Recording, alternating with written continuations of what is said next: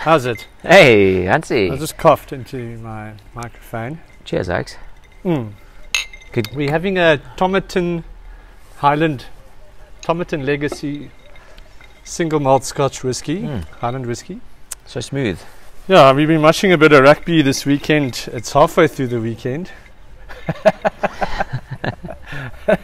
It's only halfway. It's only halfway. We watched the Bulls last night, and the Lions won, and now the Stormers won. And but that's not what we're talking about. We're talking about law changes and referees. Yeah.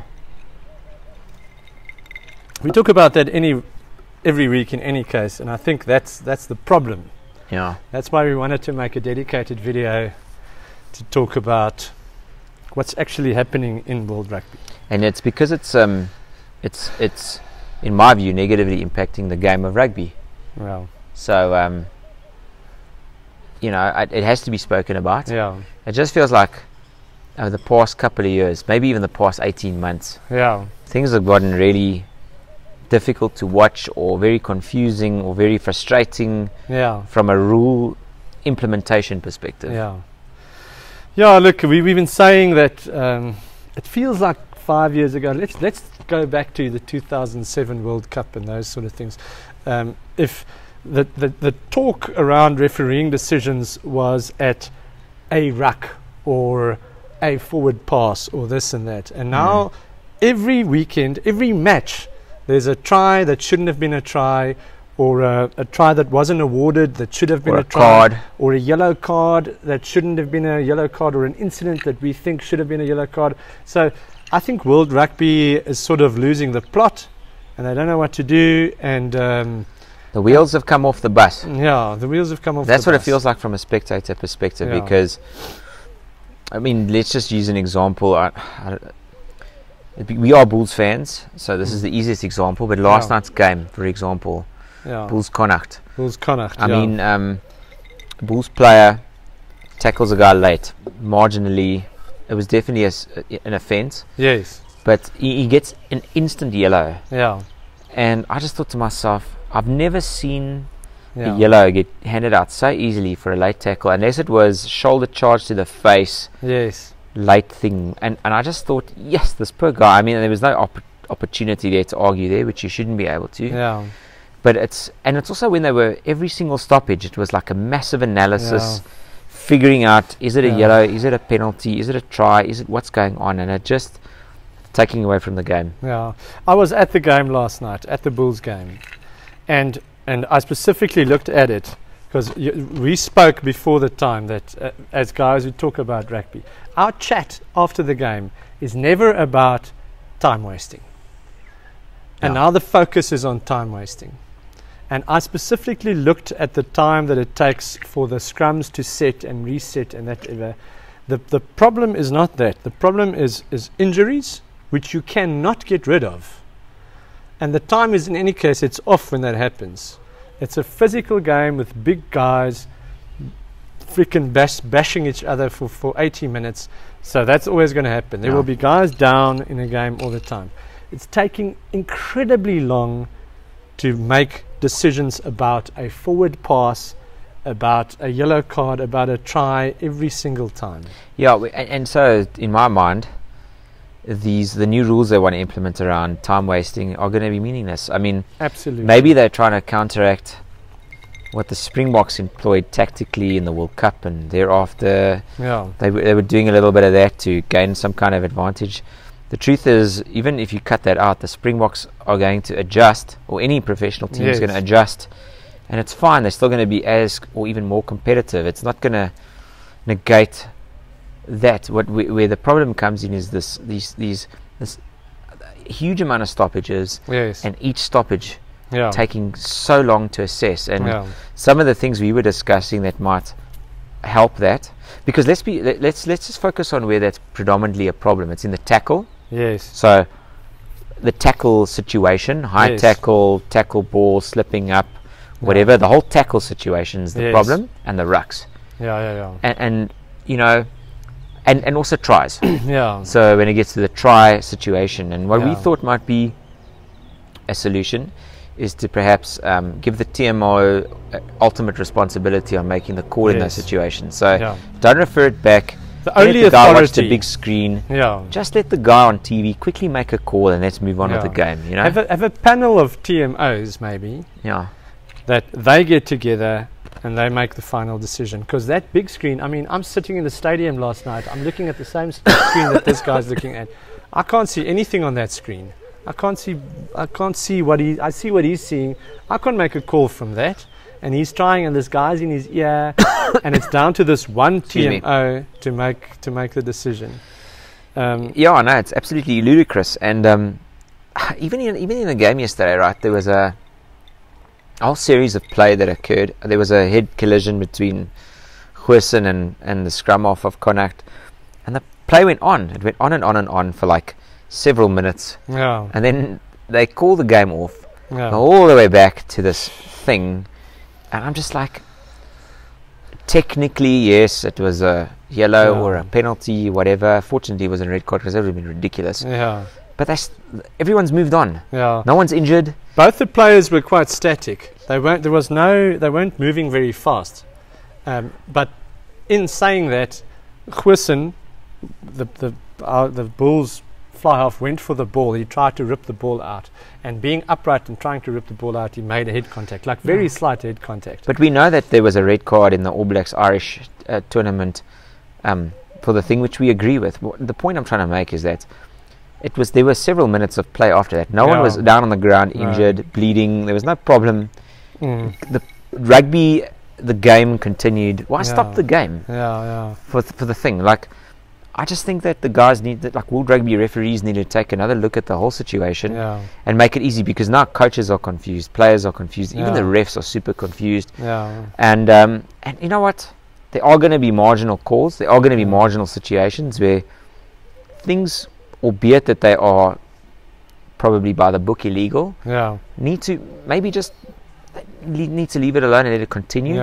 I think that in big games, quarterfinals, semi-finals, and international rugby, that's when you need to bring the panel in.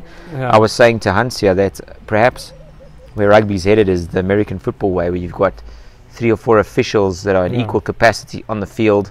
As soon as there's an incident, someone calls it, they get together, they make an assessment, and they move on. Maybe that's the way it needs to go. Quicker decisions, and also more decisive and more clear. What is the rule? When can we do what? When is it illegal? How do I coach my team? Whatever. I think this whole experimental thing that's being done in Australia and Queensland, where they want to give you 30 seconds for a scrum and 20 seconds for this, and you only have so many seconds for a penalty and stuff, it's going to have absolutely no impact on the problem. The problem is what takes long is injuries, which you can't do anything about, and what takes long is the officiating. To make a decision on a try and this and that. Sitting in the stadium, that's what frustrated me, was the ref staring at the... Or it must be compulsory for every stadium for the ref to communicate on the PA system, so that we know what's going on. That's exactly what they do in American football. Every single that makes it, because then you're involved in the decision. Because now I'm sitting there, these oaks are talking about something. I don't know what the hell they're talking about. I couldn't see anything wrong. And they are talking amongst themselves. If they involve us, that's maybe a good call. If they involve the crowd and the television viewers in the decision, then at least you're part of it, and it's part of the tension and this and that. But it holds you more accountable. Because now you're making a decision even though you're doing it on TV and it's a lot of people, you don't know that the guys all around you in the crowd, 50,000 people, you're accountable to them. There's a bit more of a home ground advantage as well. Quite possibly, but at the end of the day, it's almost lost control. I feel like if a ref has a slight tendency towards one team, he will blow the other team off the park, because they will take forever to find the infringement. I mean, I remember in that incident yesterday, they were like so nitpicky that they wouldn't stop reviewing the footage until they found this specific tiny incident. They wouldn't have stopped. They wouldn't have said, okay, cool, there's nothing to see here, let's just move on. They had to. It was to save face, it was ego, it was arrogance. That's the perception it creates. Whether that's true or not might be up for debate. And then with this whole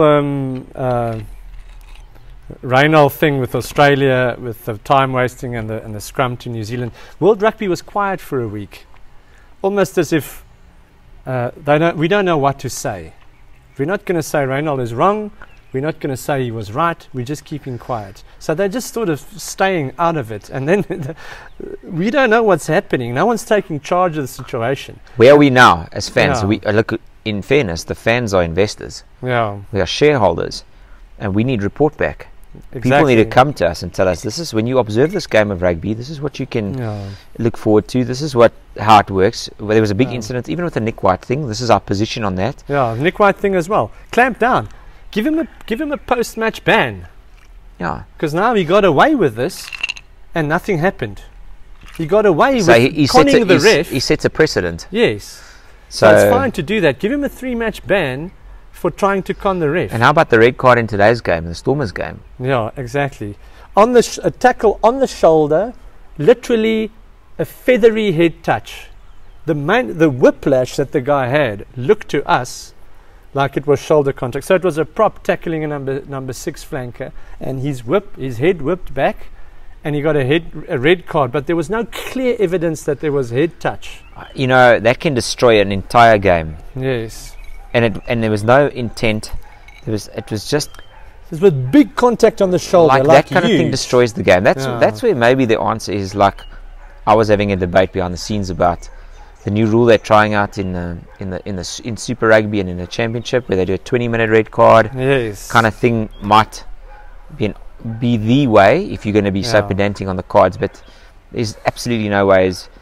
But a thing like that should result in a red card. A referee needs to say, listen, I've looked at the set of circumstances. By the book, we can give a red card, but I just feel like this is not red card worthy. Let's just get on with the game. Give them a penalty. Let's move on. But it also points to a lack of control from World Rugby, that the Northern Hemisphere has a red card. You're off and you can't come back. 4 tries, you get a bonus point. And in Sanzar, in Super Rugby and in the Rugby Championship, you have to score 3 more tries than the opposition. And for a red card, a player's off for 20 minutes and then he can be replaced by another player. So you've got 2 sets of rules. You've got different kinds of rugby being played in different parts of the world. And you've got European refs being super strict for guys on the attack, for coming in from the side, putting your hand over the ball. And it sort of seems as if they just choose situations where they blow it.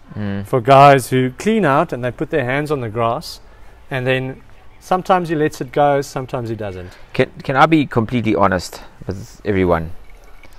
You guys can hate me, you can put it in the comments, but as a South African fan, after we won the World Cup and after the Lions series, we created certain tactical advantages to win those. Like, we had the bomb squad, and in the Lions series we did certain things.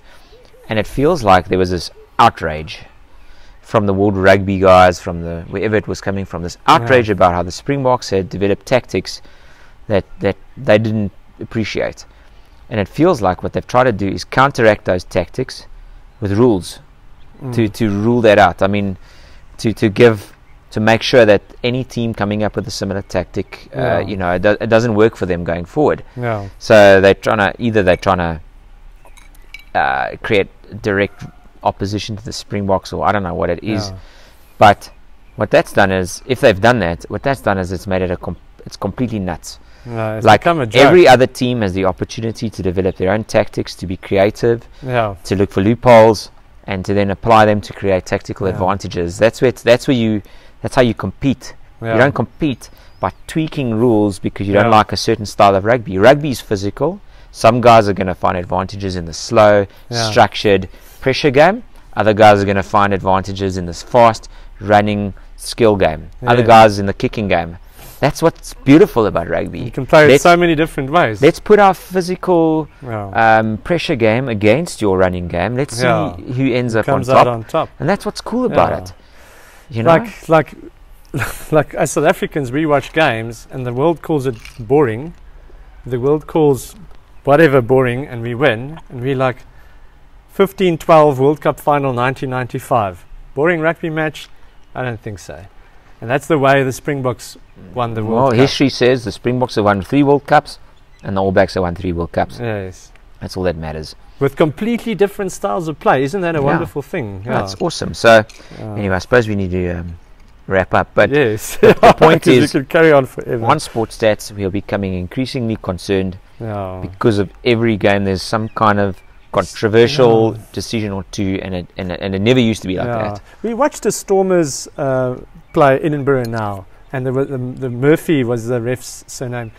It was a very good game. He had a very good game. I thought it was quite fair. Yeah, flowing and all that. So, but it just seems like at the moment the refs, maybe the refs are confused as well. They don't know how to interpret these laws. I think World Rugby needs to step up, be honest with the refs and the officials, and rethink the whole thing, and be honest with the public and tell them what the way is forward. But these experimental things, how are you going to manage 30 seconds for this, 20 seconds for that, 5 seconds for this, whatever? And how are you going to grow the game? Because now you've only got your loyal fans staying with the game.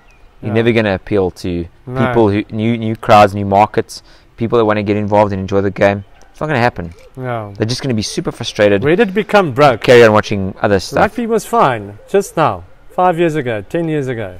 Where did it become broken? And now it's like, just like decisions that dominate. The ref is always the biggest news. Quite frankly, in most of the games, the ref is the biggest news. Quite frankly, it's after we won the World Cup. 2019. It was. It was after we won the World Cup. And it was after Rassie made his video. After Rassie made his video, actually. You're probably right. And who cares? Like, why does that matter to anybody? Let's just like compete. Level playing field, guys. Anyway. All right, but anyway, that's our rant. Let's see what they do. Should do something. Do something. And, let's go Sharks for this afternoon's game.